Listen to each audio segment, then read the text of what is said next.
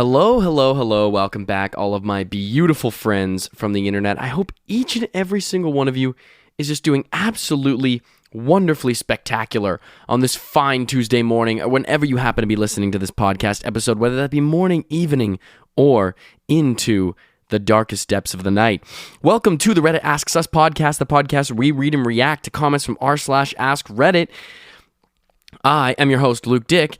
Remember, remember, if you're listening to the podcast on Apple Podcasts, Spotify, wherever you get your podcasts, please leave us a rating and also leave us a review. It helps us out so immensely much. So if you could go ahead and please take out just a smidgen of the time in your day to go and leave us a rating or review, that would be wonderfully, immensely, greatly appreciated.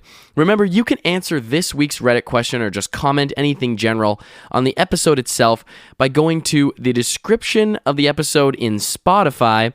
And there you should see, by clicking on it, an option to go and respond, and I'll read those responses out loud on the next week's following episode. This is an ad-supported show, so we'll take an ad break right after reading those responses, and then another one a little bit, like 20 minutes in the show after that. Please go ahead and join our subreddit, r/Reddit Asks Us on Reddit, and we can post things, all podcast or whatever related. So, without further ado, why don't we head it into the comments for last week's episode. So, last week's episode was, what did the weird kid do in your school that you'll never forget?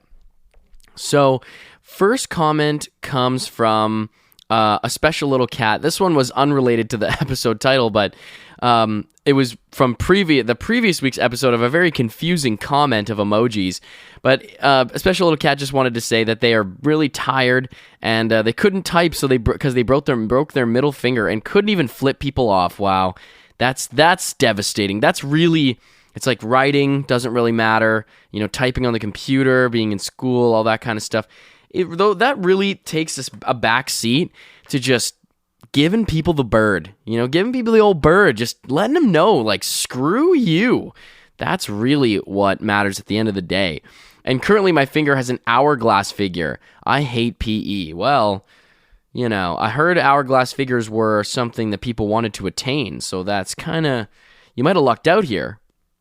Next one comes from Dusty. So during my freshman to junior year, there was this kid who was weird and walked around the hallways with his laptop watching Minecraft videos and anime, and occasionally wore an MHA blanket. And apparently, when he had a job, dumped ice in the deep fryer a few times, and went missing during my sophomore year summer break, and 2 times about a couple weeks apart from maybe under a day. He was basically infamous throughout many years, but he changed schools, and no one has matched his legacy as of now. This man is just an enigma. You look at him and he just has no fingerprints. They're all just like sanded off. His teeth are just veneers. They don't match any dental records whatsoever. He has no record. Like, you look at his eyeballs and it's just like gray. They're just like some sort of like not really discernible color. His skin maybe is a little loose, talks kind of funny sometimes, always whispering into his jacket, relaying information. Maybe it was the Minecraft videos. It was some sort of study. He was doing some sort of alien reconnaissance, I think. He was playing the part. I think you kind of fell for the charade that he was putting on. That's crazy. Putting ice in the deep fryer a few times definitely sounds like something an alien would do, because it's like, I don't really understand what you expect to happen the second time. Like, the first time, the fryer's gonna explode. Like, you can just look at this on YouTube. I don't really think it's like, you know what? The ice, that was tap water last time. That wasn't the right, like, we're going spring water. I gotta try distilled, maybe sparkling. We really have to test the different kinds of water, because everybody knows that the water makes a big difference, right? If it tastes different, it's gonna fry different. So we gotta perform these experiments and really get to the bottom of this, proving the superiority of water by frying it, obviously. Next one comes from He hit a girl who was 2 times smaller than him after she denied giving him her piece of meatloaf at lunch. That's like, again, what an odd food. It's not even like It's not even like he was upset over like a burger and French fries. It's just like meatloaf. What a general like.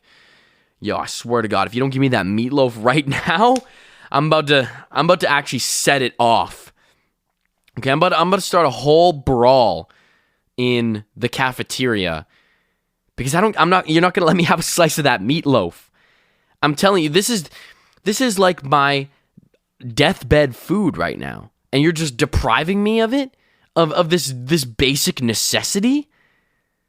This is borderline inhumane treatment. Okay, this may violate international human rights. What you've got going on for me here. I feel like this is just a violation of my uttermost valued rights as a human being. I mean, the meatloaf kind of says it for itself, right? Like, who's not going to punch someone in the face if they don't give them their meatloaf? Like, what the hell? Phil Savannah, next one. The weird kid was always against Halloween. One day he stayed at his house on Halloween instead of candy, and he handed out toothbrushes and toothpaste. Oh, this is the worst kind of person. In defense, he turned out to be a dentist, but it's weird because he always had terrible breath. Maybe that's why he became a dentist. Wanted to get to the bottom of it, but obviously didn't do a very good job.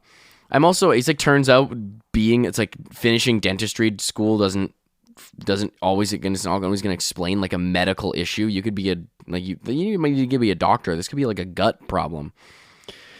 Also for the would you rather, which was would you rather be completely hairy or completely hairless last week? Also, I'm already hairy and get a lot of compliments, so I guess I'll go with the burden I already know.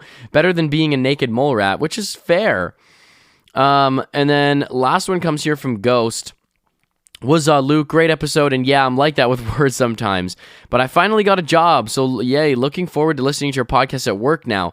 Stay ghostly, and again, kids, don't do drugs. Hope everyone has a blessed week and stay safe.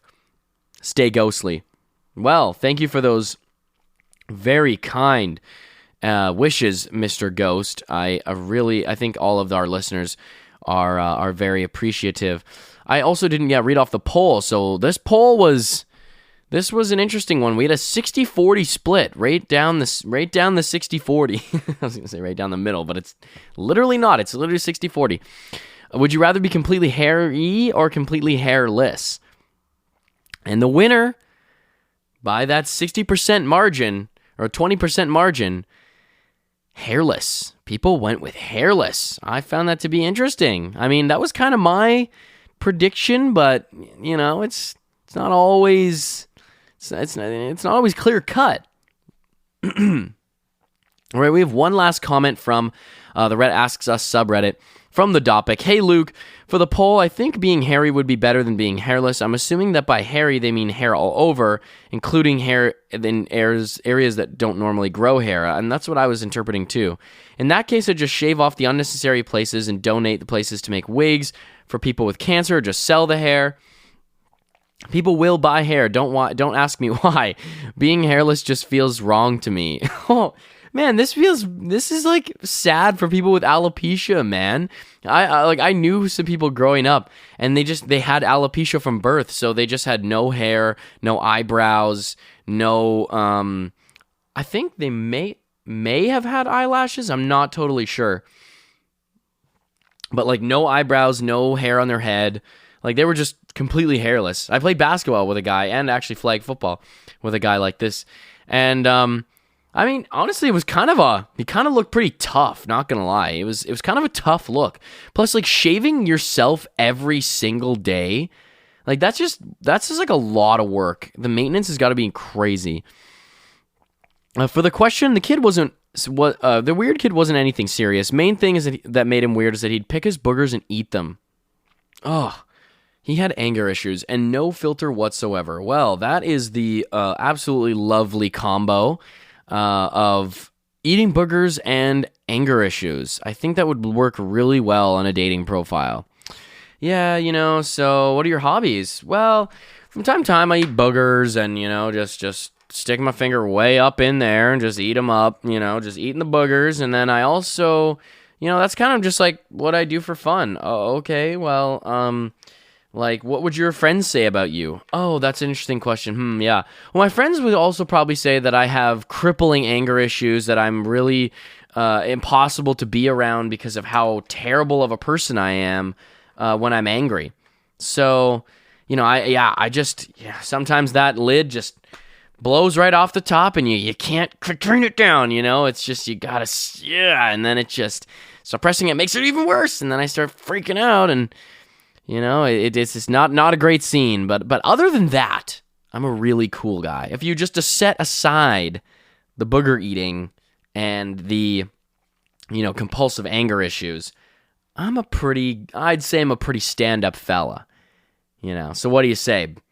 My place? We can go back to my place, throw on a movie, eat some boogers, you and me. We can make it a little romantic. We can taste each other's boogers. Oh, so gross. Okay, we're going to read off the Would You Rather for this week, and then we'll head right into today's episode. So this Would You Rather is, would you rather be a polyglot who can speak every language or have internet vision? So I guess that's just like having the internet in front of your face at all times and access to it. So make up your minds, folks, and then I'll see you in this week's episode after the short ad break. Most tax pros leave a message. It's Jane. I'm moving on to a TurboTax expert who beat your price. Adam Devine, tell him how I feel. Hey, tax pro, she's been thinking twice. Best believe TurboTax will beat your price. This is a tax break. Switch to a TurboTax Live expert and we'll beat what you paid your pro last tax season. Make the switch at TurboTax.com/beatyourprice. TurboTax full service only. Sign up by 12/20/2024 and file by 4/1/2025. Full details at TurboTax.com/beatyourprice. Okay, welcome back, everybody, after this ad break, and welcome to this week's episode of the Reddit Asks Us podcast. So this week's episode, as you can tell from the episode title, is, what disgusting secret have you found out about somebody? Now, I didn't necessarily, I don't know if this is a secret, but this is something maybe a little surprising to learn about a friend of mine. And I'm not going to name this friend, and I'm not going to make this easy to know at all, because this friend doesn't know this, and probably all my other friends don't know this. And you know what? So it just made me see this friend in a little bit different light. It's kind of harmless, I guess you could say, but in some sense, it's also just kind of like, oh, okay. But I remember I was on a trip with this particular friend, and I was walking into the bathroom, and they had left their clothes from when they showered on the floor, like their old clothes. And I looked down at the clothes, and in my boy's underpants was just this massive skin mark. And I was like, but yo, it wasn't like it had just happened or something. This was like baked in to the underwear. This was erosion over time. This was not a spontaneous event, okay? This was progressive. And I looked, I'm like, what the fuck? I'm like, what? Like, why wouldn't you just throw them out? Like, it's you can literally buy underwear for so cheap. Like Costco, you can buy nice underwear for like a 6-pack of underwear for like $20. Like nice underwear. We don't need to be doing this. I was like, you're not even too old. You are way too old to be having underwear that looks like that. Like, this is, God, oh my God, it could land a freaking 737 on that thing. Like, jeez, it was telling. I was like, okay, interesting. But other than that, I mean, he's actually a pretty like clean guy. Other than that, but I mean, other than the fact that there's the poop in the underwear. Then if we're willing to look past that, I haven't seen him eat his boogers or anything, and he washes his hands, and is a generally well-kept individual. All right, first one comes from Casey Woods. Found out a coworker was microwaving their underwear. Great, another underwear comment. Was microwaving their underwear at work to freshen them up after lunch breaks. This is horrifying. This makes me want to puke. It was an unpleasant revelation. Made me think twice about using that microwave ever again. Think twice? This is going to make me think infinitely. This is never going to leave my mind. Okay, I'm going to be obsessively, compulsively thinking about this for the rest of my entire life.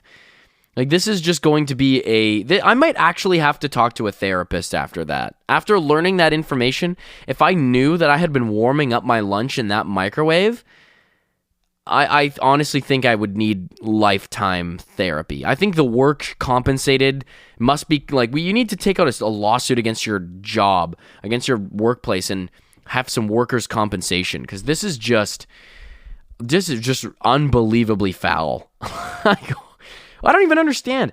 What's the, like, oh, Jim, what are you microwaving there? Well, it's that time of the day. It's the afternoon push, right? We're gonna push through the afternoon. You gotta get through the morning. Morning can be easy, but it's that afternoon. It really comes up on you. Things feel sluggish. So, how I get myself out of the funk? Not much of a coffee guy. I don't want to be dependent on anything like that. So, I'm like, you know what I love? Fresh clothes out the dryer. Makes me feel like a brand new person. After you clean your sheets, right? And you throw on your sheets on your bed after they came out of the dryer. It's like you could sleep like a baby forever. So, I just go into the bathroom, take my underpants off, maybe put them in a little water, dip them in some water or run them under the sink, and then just throw them in the microwave, warm them up, and I feel invigorated. I just feel like I could take on the company. I honestly am thinking about competing for CEO, because I'm like, how many other CEOs have the grind set to microwave their underwear? All right, you really think you can get to the top, but you don't want to face the fact that you can't get to the top without microwaving your underwear. Like, it baffles me how guys and girls and people will be like, yo, I want to make it. I want to be the CEO. I want to make it to the top, and I want to dominate. I want to be able to say that I have accomplished the highest feat in this that is possible within the world of business. But yet these same people don't want to look in the mirror and say, I'm going to microwave my underwear today during lunch break. Like, you can't do one without the other, okay? They are mutually mutually intertwined. You want to be the next CEO. You want to be the next leader and face of the company, okay? But you can't do that without, unshivering your shorts, without warming up your willy, okay? That's just how it goes. This is modern business. This is strategy. It's been proven throughout the years. You can go on YouTube, you can go on Instagram and TikTok and find all these influencers talking about ways to make it to the top. Guess what? They're all warming up their underwear at any chance that they can get. Yeah. And then it asserts dominance also on the other people in the office. It's like, yeah, those are the underwear of the next CEO that you're tasting on your Subway sandwich. Okay, those are the remnants of genitalia particles that you're eating on your pastrami sandwich. Like, this is on your last night's spaghetti is my spaghetti. Okay, so this is what it takes nowadays. There's a reply from Satan's butthole. Woohoo. Dude, what does that even mean? Like, what is the purpose? Because it sure as hell does not freshen them up. Yeah, if anything, it feels like it kind of bakes them into what it already is. Like, it's not like you're cleaning them at all. Like, it's not like there's a freshening process happening here. If anything, I feel like it would make it worse. Like, it would just be like, yeah, I'm just heating up the extra little particles that got missed when I was wiping the butt, and it's just gotta evaporate them in the air, just so that it kind of it rises out from the underwear and into the contents of the microwave. And it's like, better on someone's food than in my pants, am I right? Next one comes from Curious123. My dirtbag uncle convinced my grandmother to hand over her power of attorney to him and then proceeded to sell her house and put her into a senior living home when she was only in her 50s. He left her there to rot and then threw out most of her belongings and absconded. Okay, all right, I've never heard that word used before. Absconded with all of the family heirlooms from my great-grandmother, who was a famous artisan. In the intervening years, he pawned off most of their heirlooms as he continued to scam his way across the country. Last I heard, he was somehow swindled his way into being a judge in Montana. He tried calling my dad a year or so ago and lying about what he had done to my grandmother. My dad called him out on it, and the dirtbag hasn't tried contacting any of us since. Now that my sister and I are grown, living on our comfortable wages, we have been slowly buying my grandfather's works as we see them appear up for auction or eBay to bring them back into the family. A couple of years ago, we found one of my great-grandfather's pieces that my dad had thought to be lost forever and surprised him with it for Christmas. I don't think I've ever seen him more overjoyed than he was that day. Well, this has like a pretty good story, like a pretty good ending to the story. I'm just like, from the point of view of the uncle, like, how do you swindle your way into being a judge? Like, I feel like that is such a specific, very highly qualified line of work to get into. Swindled yourself into being like a foreman, I don't know, of like a warehouse. That seems fairly easy, okay? If you're like old enough, you fit the bill, you know, you can look the part. That, to me, seems like you could swindle your way into just like some sort of random office management job or something, or like some random position in HR, you know, can make that up. I feel like a court justice is probably one of the hardest things you could possibly fake. Like, what if you need to write a decision? Like, people are expecting like a 50 to 100 page document, and you just like write on Microsoft Word, he's guilty. Like, you guys get the gist, okay? He was guilty. Everybody knew it. You know, we could look at his face. He just had one of those guilty faces. I didn't really like his face. And his face kind of says it all. The face says it right all. It tells me everything I need to know. That's how I judge most of my cases. I just judge them strictly based off of what they look like. Is the defendant showing up in drip? Okay, if the defendant's not dripped out, I mean, clearly you did it. All right, anybody who didn't do something is clearly going to be, you know, rocking chains, got the new Jordans on, going to be, you know, rocking Versace. You gotta, because it's court. Court is like a formal place. You gotta show up like you actually care about your life and how you appear to other people. So, based on that information and collectively all you putting that together, I believe that defendant is guilty. And sentencing, you know, I toiled with this for a while, and I understand it's not probably the most heinous crime you could possibly commit, and this is a civil suit, so it's not like anyone's going to jail here. But I think I'm going to take some lawful, you know, powers in my lawful ability, and you know, for not removing those branches from your neighbor's yard. I think the only appropriate sentence here is 50 years, and that's final. No appeal process, not in my court. You know, the bailiff or whatever his name is going to follow you outside with a gun, point at your head. If you ever tell anybody about this, you know, yeah, you'll never see the light of day again. All blah blah blah. We've been through this. You know, this is classic my court procedure. And 50 years I think is probably the appropriate sentence for this heinous crime. I have a personal relation to this kind of crime because the defendant actually is one of my neighbors as well. So, that's what you get. That's what you get when you screw around, right? Time to man up, behave yourself. All right, kind of get your priorities straight. Next one comes from Bubble Tea Mouse. My dad used to smoke crack and then film himself dressing up in women's clothes and doing his makeup poorly. That's not the disgusting part, though.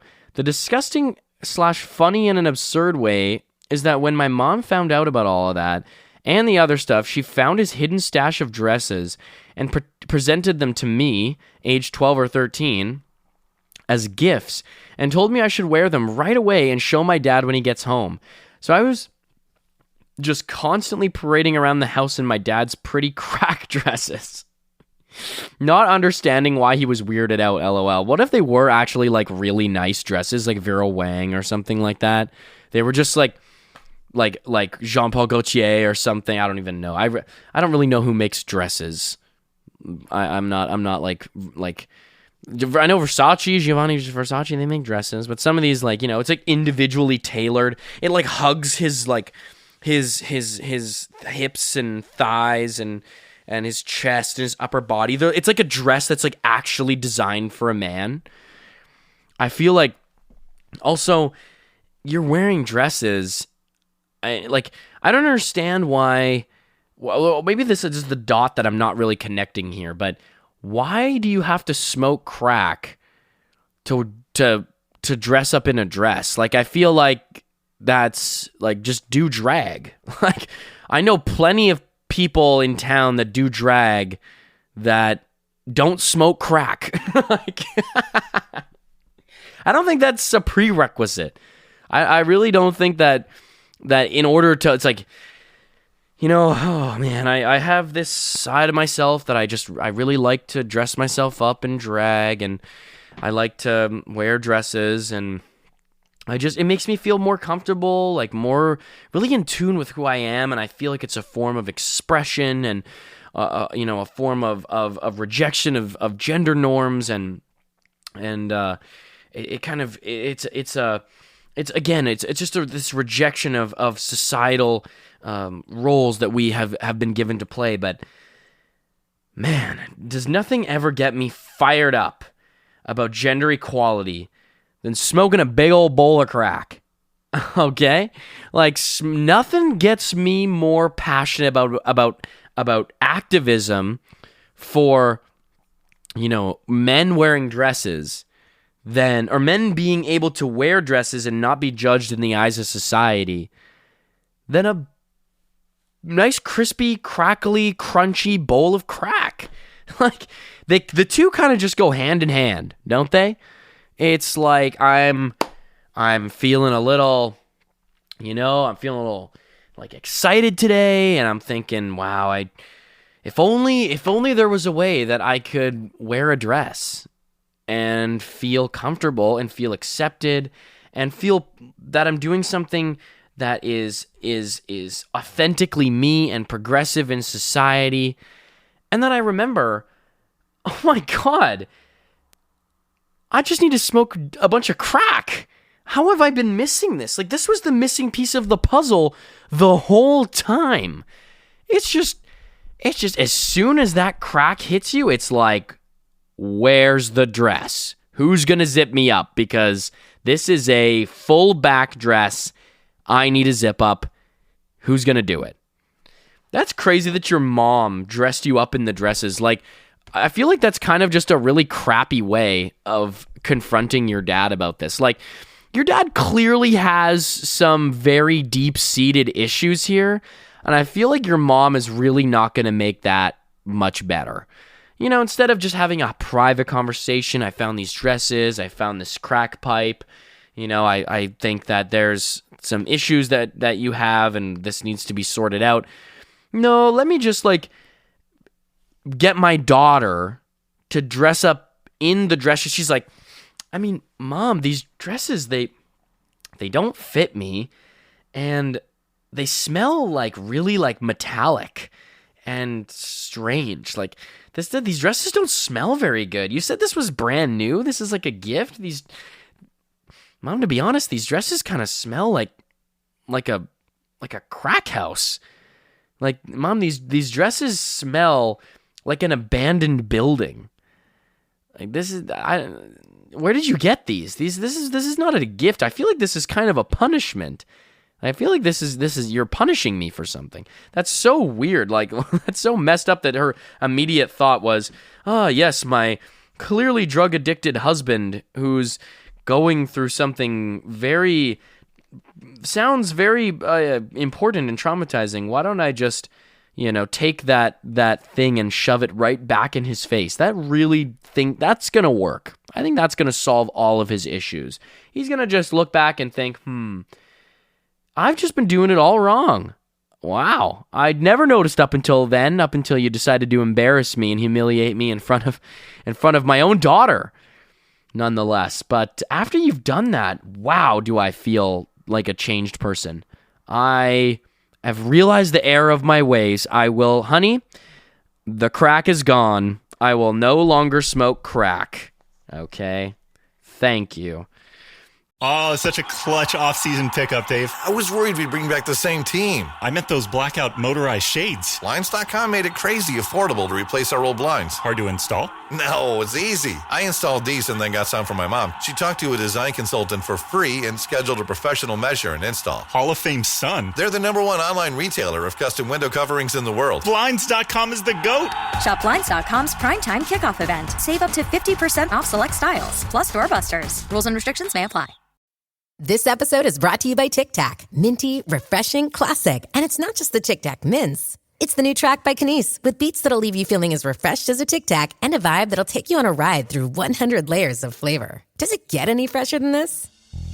Tic Tac, enjoy the bright side. That 100-layer joyride. Pop one, let's paint the town. Freshman flavors all around. Take a ride on a Tic Tac. Pick up a pack of Tic Tac mints today. Next one comes from Tinkletorium. My first babysitter, next door neighbor's kid, attacked her mother with an axe. Her mother survived and shared this in her Christmas letter to friends and family years later. Happy holidays. Hope everyone's doing well. As everybody knows, my brother Jim just picked up a new snowblower, so in case anybody needs their driveways or sidewalks cleared, please let him know. He may not be able to do it for you, but he can lend it and loan it to you. He will teach you his whole tutorial how to use it. Other updates in the family. Aunt Kathy beat cancer, so everyone's really happy about that. She's going into full remission. It looks great. Doctor said they've never seen a healthier person come back from something like that, and it was wonderful. The kids are on vacation, the grandkids. It's just a wonderful Christmas spirit, Christmas Eve, and I'm so finally in the mood for Christmas this year. Unfortunately, I won't be able to make it to any Christmas celebrations. Unfortunate for me. My daughter happened to attack me with a very sharp-bladed axe. I lost both of my legs. They are currently completely detached from my body. I didn't get to the hospital long enough to be able to attach those back on.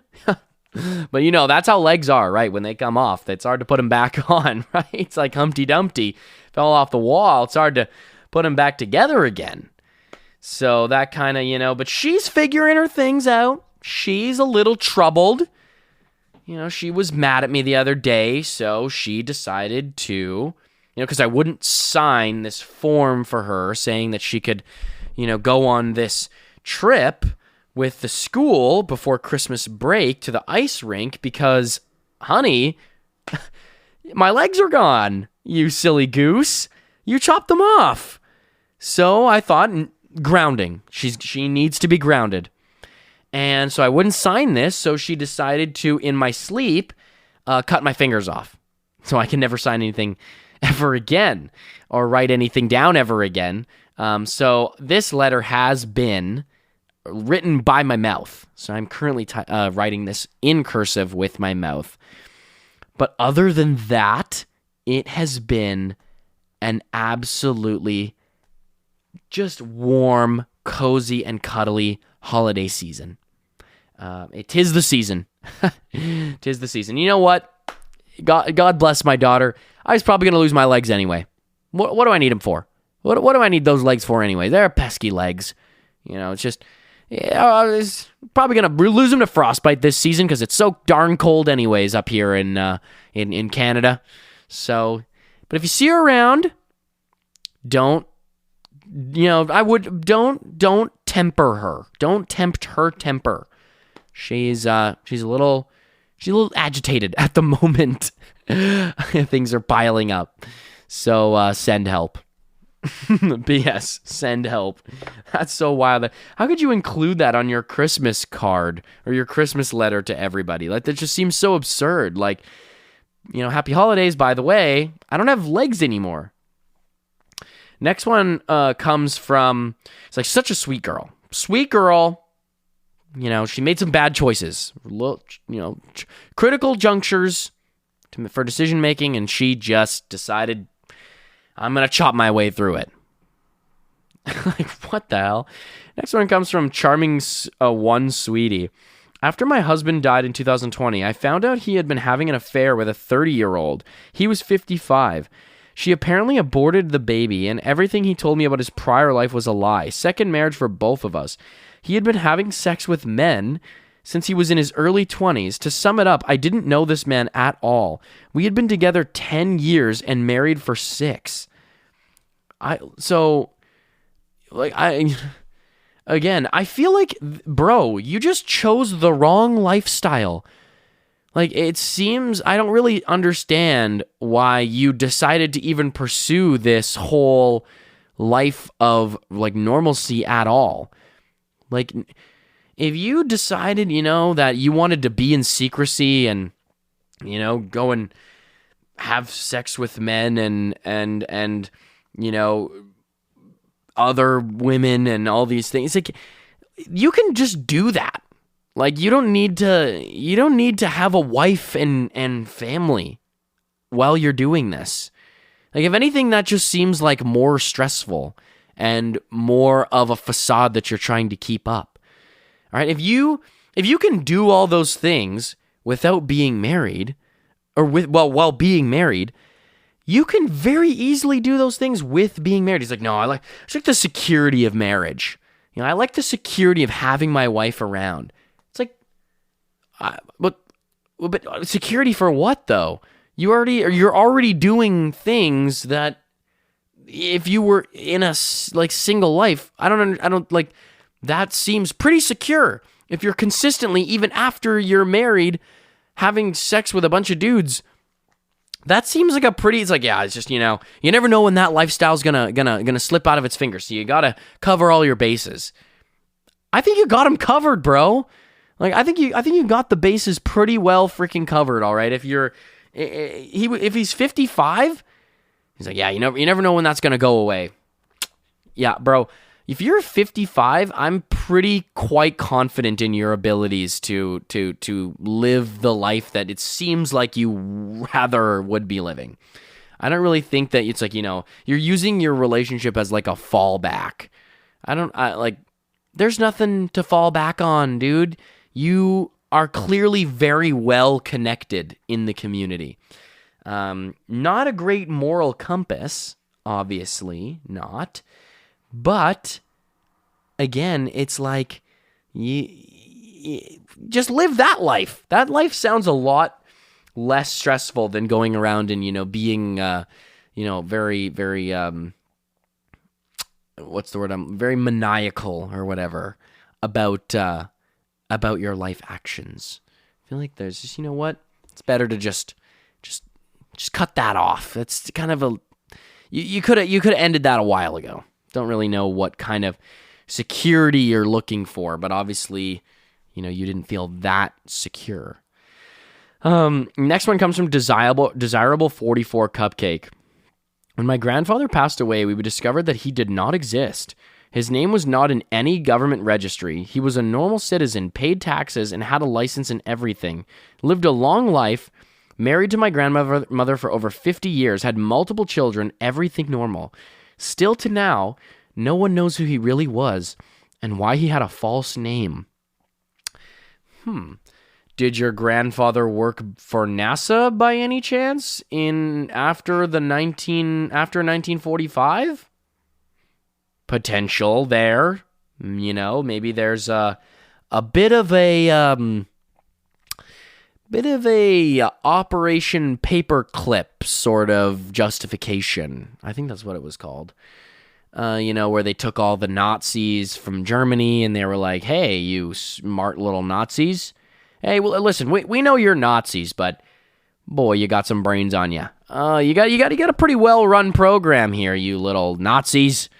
Oh, geez, I guess you can come to America and you can work for us and build all of our technology, but no more Nazis, okay? No more. Just keep it to yourself. How about that? In America, we are tolerant, okay? We're a tolerant society. We're taught to be tolerant of the views of other people. So just keep those views to yourself. Just tolerate other people's views here in our country, and just no more outwardly being a Nazi. You can still be a Nazi, obviously. We're never going to tell you not to be a Nazi. Of course. What are we? What are we, Nazis? Yeah, but. Yeah, so no more. You can make the rockets and stuff, just no more genociding. How about that? We'll use you, and in return, you can build us rockets, and then no more killing all of a bunch of group of innocent people. How about that? And spreading a horrible, destructive, and just abhorrent ideology. How about that? Yeah, it's like, my grandfather is just. Yeah, it was kind of a just a really foggy of a person, but I always was very curious, the heavy German accent, he was always yelling about stuff, and he was always watching these really old movies of this guy, and it was in black and white, and he was watching him with these long movies of just him speaking for hours and hours, and he would just sit in front of the TV doing this weird salute thing. I'm like, I've never seen that before. Like, what are you doing, Grandpa? What are you up to there? Okay, this is, we need to, this is a family. We need to communicate. All right, I want in on this. I want to see what you're doing. Yeah, that's really weird. I'm thinking like. Grandfather again is just, where do people like this come from? Like, he didn't just spawn into existence out of nowhere. Like this, he clearly, maybe this is back to the alien thing. Maybe this is just some sort of alien reconnaissance that's going on here that we don't really know about. It's like, he's like, no, it's totally normal for me to not have fingerprints. That's like where I come from, in West Prussia, Czechoslovakia, Stan. No one has fingerprints there. No one. Everybody has purple-colored eyes. That's how everybody looks there.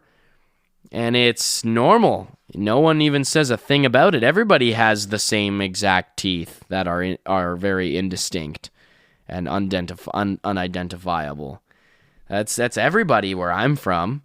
It must be just a cultural thing. I think it's just you people over here in the Americas, you guys don't know anything about people from everywhere else. Okay, everybody knows that us in that part of the world, all don't have fingerprints or any sort of identifying distinct features. Okay, that's literally just another culture. Okay, educate yourself.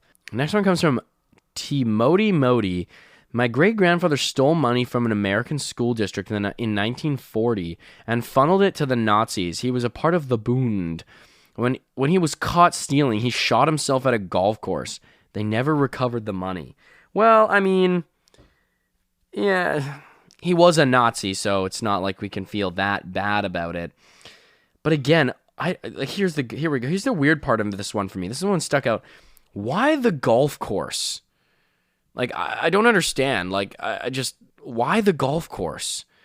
Like, you just want to hit one last sick drive? I'm just gonna, It's like that video of George Bush, and he's like, now watch this drive. Boom. It's like, we're gonna go and bomb Afghanistan. Now watch this drive. Boom. And he's just kind of like, I'm gonna kill myself after this. Now watch this drive. Boom. Smokes it. Hole in one. Like a par 4. Just absolutely dials it right into the cup. And he's like, well, I guess this is the sign. Guess if there was never a clearer sign that it's time to take my own life, it's time to do it. He's like, you know what? I just wanted one last Clubhouse burger. Nothing hits like those Clubhouse burgers, okay? I just, I can't get it out of my head. I don't know who makes them, how they make them up the way they do, but boy, oh boy, does nothing get me more excited than one of those golf Clubhouse burgers. It's like, I feel like that's just such an odd place to kill yourself. Like, generally people, it's mostly like in their houses and like their bathrooms. Generally, it's tend to be like secluded and like away from people. Maybe that was just unrelated. He just killed himself on the golf course just because he just was like golfing with his buddies and just had a really terrible round of golf, and they were just completely unrelated. They were like, well, he didn't kill himself because he was a Nazi? No, actually, no. He just was way over par on the course, and he couldn't go to prison knowing that was going to be his last round of golf. He couldn't let that be his legacy.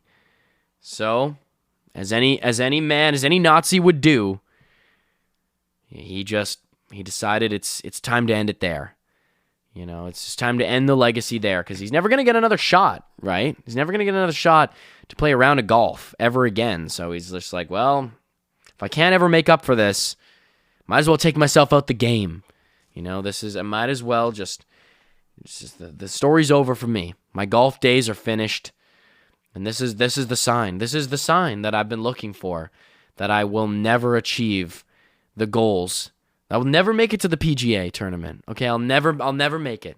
I always wanted to be one of those guys that, you know, Tiger dapped up. Big dog. I wanted him to call me Big Dog. It just never happened. Yeah, I guess that's what happens when you destroy your handicap. Next one comes from Contaminated Acid.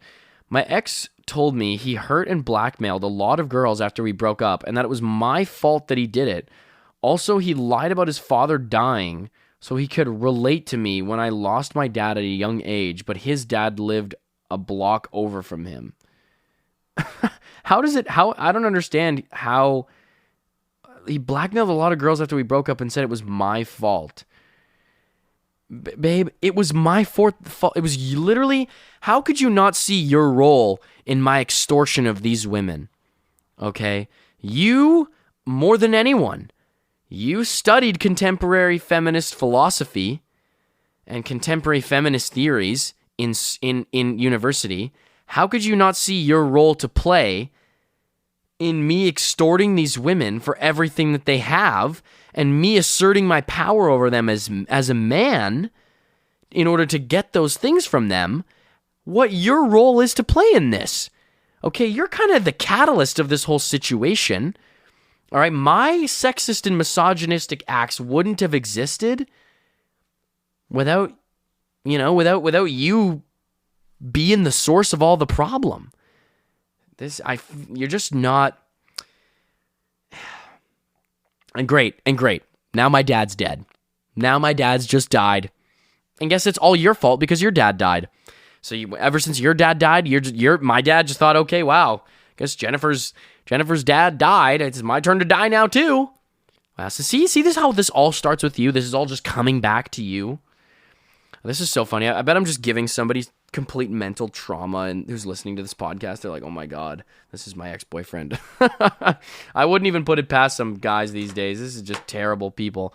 Okay, we're going to end it there for today, folks. Thank you all so much for tuning into another episode of the Reddit Asks Us podcast. I hope you enjoyed this episode.